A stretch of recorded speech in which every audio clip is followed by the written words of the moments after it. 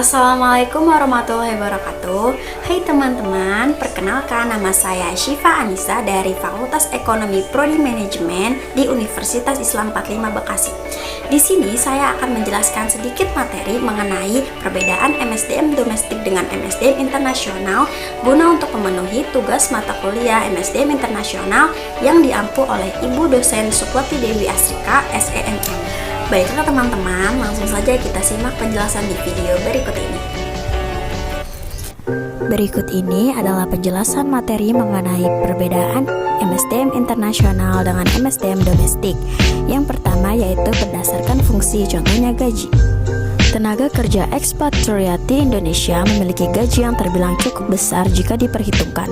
Bagaimana tidak, bahwasannya survei yang dilakukan HSBC diketahui bahwa ekspatriat Australia dalam 3 bulan bekerja di Indonesia bisa meraup pendapatan hingga 250 US dollar atau sekitar 2,75 miliar. Jika dirata-rata, maka ekspatriat Australia bisa meraup sekitar 916 juta per bulan. Wow, lumayan besar ya guys. Hal ini menimbulkan tanggapan bagi orang-orang bahwa ekspatriat di Indonesia merupakan kaum elit yang status sosialnya tinggi dilihat dari besarnya gaji dan gaya hidup mereka. Sedangkan tenaga kerja di Indonesia itu sendiri memiliki gaji yang terbilang standar, yaitu kisaran 4-5 juta per bulan, dan itu merupakan gaji minimum. Yang kedua yaitu berdasarkan keterlibatan pribadi, contohnya budaya. Budaya kerja ekspatriat memiliki 4 tahap proses adaptasi dalam budaya bekerja di Indonesia. 4 tahap proses adaptasi tersebut yaitu honeymoon, culture shock, recovery, and adjustment. Maksud dari tahap honeymoon, ekspatriat dalam waktu beberapa hari atau minggu yang ditandai dengan perasaan terpesona, antusias, senang, dan adanya hubungan baik dengan tuan rumah karena baru tahap perkenalan. Lalu tahap culture shock, tingkat krisis dimulai jika individu atau grup tersebut telah menetap dalam waktu yang lama. Di sini pasti ada kendala seperti kesulitan bekerja secara optimal, tidak dapat mengekspresikan perasaannya dalam bahasa verbal yang benar, kesulitan bergaul karena bahasa ataupun karena kendala-kendala sebelumnya. Lalu tahap berikutnya adalah tahap penyembuhan atau recovery. Krisis ini dapat dipecahkan jika sudah menguasai bahasa dan sudah menguasai budaya tuan rumah yang bersangkutan. Dan yang terakhir adalah tahap penyesuaian atau adjustment. Di sini ekspatriat sudah bisa menyesuaikan diri dengan budaya dan lingkungan baru meskipun masih mengalami sedikit ketegangan dan kecemasan. Selanjutnya yaitu sistem berbeda untuk lokasi geografis. Kondisi geografis di suatu negara berbeda-beda.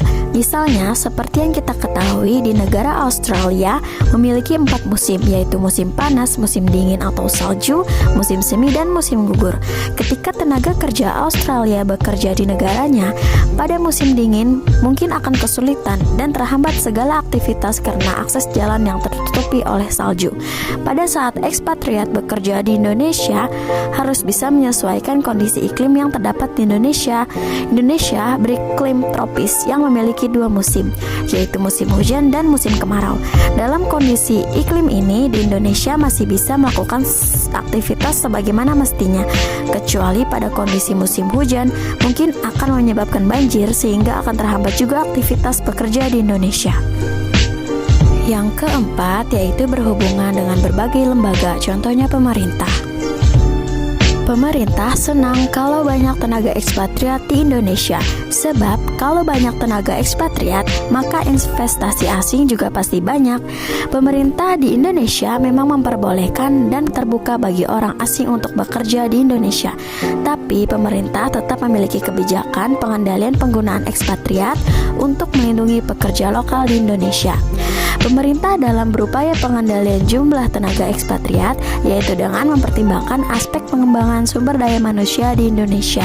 Dengan demikian, pemberi kerja atau perusahaan yang memperkerjakan ekspatriat harus mengutamakan tenaga kerja lokal Indonesia pada semua jenis jabatan yang tersedia. Jika jabatan tersebut belum dapat diduduki pekerja lokal, barulah boleh memperkerjakan tenaga ekspatriat. Dan yang kelima, mengenai aspek meningkatnya resiko-resiko, contohnya keamanan. Di Indonesia, keamanan untuk tenaga kerja ekspatriat sudah terbilang cukup aman. Indonesia menjadi tujuan para ekspatriat untuk bekerja karena Indonesia memberikan jaminan keamanan bagi tenaga kerja ekspatriat. Terhadap setiap tenaga kerja yang bekerja di Indonesia, diberlakukan Undang-Undang Nomor 3 Tahun 1992 tentang Jaminan Sosial Tenaga Kerja atau Jamsostek. Mengingat relatif besarnya jumlah tenaga kerja asing yang bekerja di Indonesia, maka perlu diberikan perlindungan berupa pengikutsertaan yang bersangkutan dalam program Jamsostek. Perlindungan ini tidak hanya terhadap tenaga kerja asing yang bersangkutan, melainkan juga keluarganya. Bagi tenaga kerja asing yang telah mendapatkan Jamsostek di negara asalnya, maka terhadap perusahaan tidak diwajibkan mengikutsertakan tenaga kerja asing yang bersangkutan dalam program Jamsostek di Indonesia. Sedangkan bagi tenaga kerja asing yang tidak mendapatkan Jamsostek di negara asalnya, perusahaan memberikan jaminan berupa kecelakaan kerja, sakit mengandung atau hamil, bersalin, jaminan hari tua dan meninggal dunia. Kesimpulannya, ekspatriat adalah orang yang melepaskan kewarganegaranya yang menetap di sebuah negara sebagai tenaga kerja asing. Era globalisasi mendorong aktivitas bisnis yang berkembang di seluruh dunia, khususnya di Indonesia. Tentu kehadiran ekspatriat antar suatu negara tidak bisa dihindari. Keuntungan dari mendatangkan ekspatriat adalah memberikan manfaat untuk alih teknologi profesional, membantu perusahaan dalam mengembangkan usahanya, meningkatkan kepercayaan dari investor, dan meningkatkan kemampuan tenaga kerja Indonesia atau TKI untuk bersaing di pasar global. Pemerintah sendiri perlu untuk mengontrol, mengelola TKA yang memasuki Indonesia. Agar manfaat tersebut dapat diperoleh secara maksimal, maka dari itu perlu adanya peraturan yang mengatur mengenai TKA secara jelas.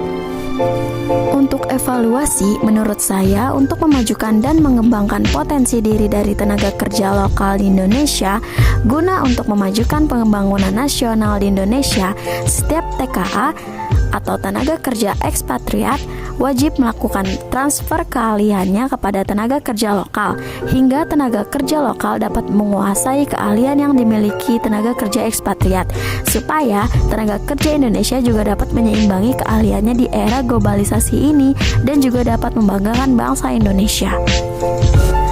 Yap, teman-teman, itulah sedikit penjelasan dari saya mengenai materi perbedaan MSDM internasional dengan MSDM domestik.